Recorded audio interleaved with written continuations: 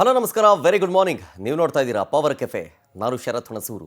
ಪ್ರಮುಖವಾಗಿ ಈ ಹೊತ್ತಿನ ಪವರ್ ಕೆಫೆಯಲ್ಲಿ ಅಧಿವೇಶನ ಶುರುವಾಗ್ತಾ ಇದೆ. ಇವತ್ತಿನಿಂದ ಚಳಿಗಾಲದ ಅಧಿವೇಶನ. ಈ ಹಿಂದೆ ಕುರ್ಚಿ ಕಿತ್ತಾಟ ಸಿಕ್ಕಾಪಟ್ಟೆ ಕ್ರಾಂತಿಯನ್ನೇ ಸೃಷ್ಟಿ ಮಾಡಿತ್ತಲ್ಲ, ಇದರ ನಡುವೆಯೇ ಇವತ್ತಿನಿಂದ ಚಳಿಗಾಲದ ಅಧಿವೇಶನ ಬೆಳಗಾವಿಯಲ್ಲಿ ನಡೆಯುತ್ತೆ. ಪವರ್ ಶೇರಿಂಗ್ ಜಟಾಪಟಿಯ ನಡುವೆ ಸಿಎಂಗೆ ಅಧಿವೇಶನದ ಸವಾಲುಗಳಿವೆ. ಇವತ್ತಿನಿಂದ 10 ದಿನಗಳ ಕಾಲ ನಡೆಯುತ್ತೆ ಬೆಳಗಾವಿಯ ಚಳಿಗಾಲದ ಅಧಿವೇಶನ. ವಿಪಕ್ಷಗಳಿಗೆ ಒಂದಷ್ಟು ವಿಚಾರಗಳ ಬಗ್ಗೆ ಅಸ್ತ್ರ ಸಿಕ್ಕಂತಾಗಿದೆ.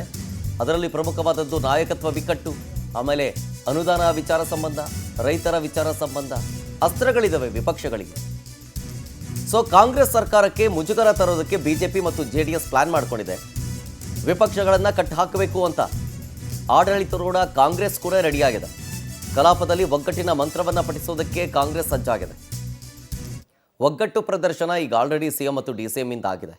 ಆದರೆ ಅವರ ಬಣ ಬಡಿದಾಟದಿಂದಾಗಿಯೇ ಸಿಕ್ಕಾಪಟ್ಟೆ ಸೌಂಡ್ ಮಾಡಿದ್ದು. ಅಭಿವೃದ್ಧಿ ಅನ್ನೋದಕ್ಕಿಂತ ಅಥವಾ ಅನ್ನದಾತ ಅಥವಾ ಒಂದು ಅನ್ನದಾತರ ಗೋಳಿನ ವಿಚಾರ ಸಂಬಂಧ, ಅವರಿಗೆ ಸ್ಪಂದಿಸೋ ವಿಚಾರ ಸಂಬಂಧನೂ ಕೂಡ ಸರ್ಕಾರಕ್ಕೆ ಒಳ್ಳೆ ಹೆಸರು ಬರಲಿಲ್ಲ ಅನ್ನೋದು, ಜೊತೆಗೆ ಅನುದಾನ ತಾರತಮ್ಯ ಆಗ್ತಾ ಇದೆ ಅನ್ನೋದು, ಹೀಗೆ ಅಭಿವೃದ್ಧಿಯ ವಿಚಾರದಲ್ಲಿ ಹೆಸರು ಮಾಡಬೇಕಾದಂತಹ ಸರ್ಕಾರ ಕೇವಲ ಈ ಜಟಾಪಟಿಯ ವಿಚಾರದಲ್ಲೇ ಸೌಂಡ್ ಮಾಡಿದೆ ಅಂಥೇಳಿ ವಿಪಕ್ಷ ಇದನ್ನೇ ಅಸ್ತ್ರವಾಗಿ ಮಾಡ್ಕೊಳ್ಬೋದು. ಡೀಟೇಲ್ಸ್ ಕೇಳ್ತೀನಿ ಇದ್ರ ಬಗ್ಗೆ ನಮ್ಮ ಪ್ರತಿನಿಧಿ ರಾಘವೇಂದ್ರ ಹತ್ರ.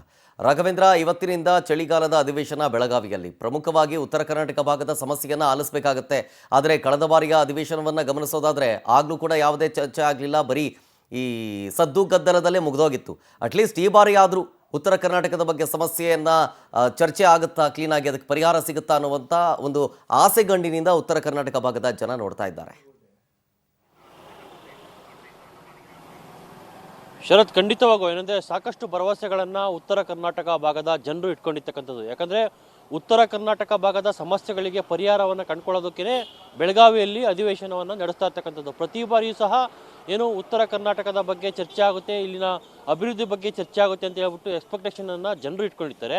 ಆದರೆ ಕೆಲವೊಂದಿಷ್ಟು ಗೊಂದಲಗಳು ಮತ್ತು ಗದ್ದಲಗಳ ನಡುವೆ ಇಲ್ಲಿನ ಅಧಿವೇಶನಗಳು ಮುಕ್ತಾಯವಾಗ್ತಾ ಇರ್ತಕ್ಕಂಥದ್ದು ತೀವ್ರ ಬೇಸರಕ್ಕೆ ಕಾರಣವಾಗಿರ್ತಕ್ಕಂಥದ್ದು. ಹೀಗಾಗಿ ಈ ಬಾರಿ ಆದರೂ ಸಹ ಒಂದು ನ್ಯಾಯ ಸಿಗುತ್ತಾ, ಉತ್ತರ ಕರ್ನಾಟಕ ಭಾಗದ ಜನರಿಗೆ ಒಂದು ಭರವಸೆಗಳನ್ನು ಈಡೇರಿಸಿದಂತಹ ಸದನ ಈ ಬಾರಿ ಆಗುತ್ತೆ ಅನ್ನೋದ್ರ ಬಗ್ಗೆಯೂ ಸಹ ಸಾಕಷ್ಟು ಆಕಾಂಕ್ಷೆಗಳನ್ನು ಇಲ್ಲಿನ ಜನ ಇಟ್ಕೊಂಡಿದ್ದಾರೆ. ಇದನ್ನು ಹೊರತಾಗಿ ಇವತ್ತಿನಿಂದ 10 ದಿನಗಳ ಕಾಲ ಅಧಿವೇಶನ ಆರಂಭವಾಗ್ತಾ ಇದೆ. ಪ್ರಮುಖವಾಗಿ ಇಲ್ಲಿ ನೋಡಿದರೆ 20ಕ್ಕೂ ಹೆಚ್ಚು ಬಿಲ್ಗಳು ಬೆಂಗಳೂರಿಗೆ ಸಂಬಂಧಪಟ್ಟಂತಹ ಬಿಲ್ಗಳೇ ಆಗಿರ್ತಕ್ಕಂಥದ್ದು ಈಗ ವಿರೋಧ ಪಕ್ಷಗಳ ವಿರೋಧಕ್ಕೂ ಸಹ ಕಾರಣವಾಗಿರ್ತಕ್ಕಂಥದ್ದು. ಯಾಕಂದರೆ ಇಲ್ಲಿನ ಭಾಗದ ಕೆಲವೊಂದಿಷ್ಟು ಬಿಲ್ಗಳನ್ನು ತೆಗೆದುಕೊಂಡ್ಬಂದು ಅಭಿವೃದ್ಧಿ ಕಾರ್ಯಗಳಿಗೆ ನೀವು ಮನ್ನಣೆಯನ್ನು ಕೊಡಿ, ಅದಕ್ಕೆ ನಾವು ಸಹಕಾರವನ್ನು ಕೊಡ್ತೀವಿ ಅಂತ ಹೇಳ್ಬಿಟ್ಟು ವಿಪಕ್ಷಗಳು ಸಹ ಹೇಳ್ತಾ ಇರ್ತಕ್ಕಂಥದ್ದು. ಆದರೆ 19ಕ್ಕೂ ಹೆಚ್ಚು ಬಿಲ್ಗಳು ಬೆಂಗಳೂರಿಗೆ ಸಂಬಂಧಪಟ್ಟಂತೆ ಬಿಲ್ಗಳಿರ್ತಕ್ಕಂಥದ್ದು ಈಗ ತೀವ್ರ ಗದ್ದಲಕ್ಕೂ ಸಹ ಸಾಕ್ಷಿಯಾಗುವ ಸಾಧ್ಯತೆಗಳು ಅಧಿಕವಾಗಿದ್ದಾವೆ. ಅದನ್ನು ಹೊರತುಪಡಿಸಿದರೆ ಸಿಎಂ ಮತ್ತು ಡಿಸಿಎಂ ನಡುವೆ ನಡೀತಾ ಇರ್ತಕ್ಕಂತಹ ಕುರ್ಚಿಯ ಕುಸ್ತಿಗೆ ಜಟಾಪಟಿಯನ್ನು ಪ್ರಸ್ತಾಪ ಮಾಡೋದಕ್ಕೆ ಇದೀಗ ವಿಪಕ್ಷಗಳು ರೆಡಿಯಾಗಿರ್ತಕ್ಕಂಥದ್ದು.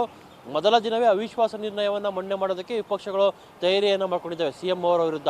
ಯಾಕಂದರೆ ನಿಮ್ಮ ವಿರುದ್ಧ ವಿಶ್ವಾಸ ಇಲ್ಲ, ಯಾವುದೇ ರೀತಿಯ ಅಭಿವೃದ್ಧಿ ಕಾರ್ಯಗಳು ಆಗ್ತಾ ಇಲ್ಲ, ಎಲ್ಲವೂ ಸಹ ಕುಂಠಿತವಾಗಿದೆ, ಶಾಸಕರಿಗೆ ಅನುದಾನ ಸಹ ಸಿಗ್ತಾ ಇಲ್ಲ. ಹೀಗಾಗಿ ನೀವೇನು ಕೆಲಸ ಮಾಡ್ತಾ ಇರೋ ನಿಟ್ಟಿನಲ್ಲಿ ಪ್ರಶ್ನೆಯನ್ನು ಮಾಡಿ ಅವಿಶ್ವಾಸ ನಿರ್ಣಯವನ್ನು ಮಂಡನೆ ಮಾಡುವ ಸಾಧ್ಯತೆ ಅಧಿಕವಾಗಿದೆ. ಇವಾಗೆ ನಿಲುವಳಿಯನ್ನು ಸಹ ವಿರೋಧ ಪಕ್ಷದ ನಾಯಕರು ಕೊಡುವ ಸಾಧ್ಯತೆ ಇದೆ. ಅದನ್ನು ಹೊರತುಪಡಿಸಿದರೆ ತುಂಗಾಭದ್ರಾ ಟ್ರಸ್ಟ್ ಏನಿದೆ ಅದರ ಗೇಟ್ ವಿಚಾರಕ್ಕೆ ಸಂಬಂಧಪಟ್ಟಂತೆ ದೊಡ್ಡ ಮಟ್ಟದ ಗದ್ದಲವನ್ನು ಎಬ್ಬಿಸುವ ಸಾಧ್ಯತೆ ಇದೆ. ಇನ್ನು ಉತ್ತರ ಕರ್ನಾಟಕ ಭಾಗದ ಕಬ್ಬಾಗಿರ್ಬೋದು, ಮೆಕ್ಕೆಜೋಳ ಆಗಿರ್ಬೋದು, ಇದಕ್ಕೆ ಬೆಳೆಗಳಿಗೆ ಸಂಬಂಧಪಟ್ಟಂತೆ ನಿಗದಿತ ಬೆಲೆಯನ್ನು ಮಾಡಬೇಕು, ರೈತರ ಹಿತವನ್ನು ಕಾಪಾಡಬೇಕು ಅನ್ನೋ ನಿಟ್ಟಿನಲ್ಲಿ ಸಾಕಷ್ಟು ವಾಗ್ದಾಳಿಯನ್ನು ಮಾಡುವ ಸಾಧ್ಯತೆ ಇದೆ. ವಿಪಕ್ಷಗಳ ಕೈಯಲ್ಲಿ ದೊಡ್ಡ ಮಟ್ಟದ ಅಸ್ತ್ರಗಳಿದ್ದಾವೆ. ಅದನ್ನು ಯಾವ ರೀತಿ ಯೂಸ್ ಮಾಡ್ಕೊಳ್ಳುತ್ತೆ ವಿಪಕ್ಷ ಅನ್ನೋದನ್ನು ನಾವು ಕಾದು ನೋಡಬೇಕಾಗಿದೆ. ವಿಪಕ್ಷಗಳಿಗೆ ತಿರುಗೇಟನ್ನು ಕೊಡೋದಕ್ಕೂ ಸಹ ಸರ್ಕಾರ ಎಲ್ಲ ರೀತಿಯ ಸಿದ್ಧತೆಯನ್ನು ಮಾಡ್ಕೊಂಡಿದೆ. ಈಗಾಗಲೇ ಬ್ರೇಕ್ಫಾಸ್ಟ್ ಮೀಟಿಂಗ್ ಮುಖಾಂತರ ಒಗ್ಗಟ್ಟನ್ನು ಸಿಎಂ ಮತ್ತು ಡಿಸಿಎಂ ಅವರು ಮೂಡಿಸಿರ್ತಕ್ಕಂಥದ್ದು. ಹೈಕಮಾಂಡ್ ಸೂಚನೆ ಮೇರೆಗೆ ಬ್ರೇಕ್ಫಾಸ್ಟ್ ಮೀಟಿಂಗನ್ನು ಮಾಡಿದ್ರು. ನಮ್ಮಲ್ಲಿ ಯಾವುದೇ ರೀತಿಯ ಗೊಂದಲ ಇಲ್ಲ, ನಾವೆಲ್ಲ ಒಟ್ಟಾಗಿದ್ದೀವಿ ಅನ್ನೋ ಸಂದೇಶವನ್ನು ಸಹ ಕೊಟ್ಟರು. ಅದನ್ನು ಹೊರತುಪಡಿಸಿದರೆ ಎಲ್ಲ ಶಾಸಕರು ಮತ್ತು ಸಚಿವರಿಗೂ ಸಹ ಈಗಾಗಲೇ ಸಭೆಯನ್ನು ಕರೆದು ಒಂದು ಸೂಚನೆಯನ್ನು ಕೊಟ್ಟಿರ್ತಕ್ಕಂಥದ್ದು. ಸದನದಲ್ಲಿ ವಿಪಕ್ಷಗಳನ್ನು ಎಸೋದಕ್ಕೆ ಎಲ್ಲರೂ ಸಹ ಒಗ್ಗಟ್ಟಾಗಿ ಒಂದಾಗಿ ಇರಬೇಕು, ಅವರು ಕೊಡ್ತಕ್ಕಂತಹ ಅಸ್ತ್ರಗಳಿಗೆ ಪ್ರತಿ ಅಸ್ತ್ರಗಳನ್ನು ನಾವು ಸಹ ಪ್ರಯೋಗ ಮಾಡಬೇಕು, ಜೊತೆಗೆ ವಿರೋಧವನ್ನು ಮಾಡಬೇಕು ಅನ್ನೋ ನಿಟ್ಟಿನಲ್ಲಿ ಈಗಾಗಲೇ ಕೆಲವೊಂದು ಸಚಿವರಿಗೆ ಆ ಜವಾಬ್ದಾರಿಯನ್ನು ಸಹ ಕೊಟ್ಟಿರ್ತಕ್ಕಂಥದ್ದು. ಒಟ್ಟಿನಲ್ಲಿ ವಿಪಕ್ಷ ಮತ್ತು ಸರ್ಕಾರದ ನಡುವೆ ವಾಕ್ಸಮರಕ್ಕೆ ಈ ಬಾರಿಯ ಕುಂದಾನಗರಿಯ ಕದನ ದೊಡ್ಡ ಮಟ್ಟದಲ್ಲಿ ಸಾಕ್ಷಿಯಾಗುತ್ತೆ ಅಂತಲೂ ಸಹ ಹೇಳಲಾಗ್ತಾ ಇದೆ. Sharath. S, thank you Raghavendra ಡೀಟೇಲ್ಸ್ಗಾಗಿ.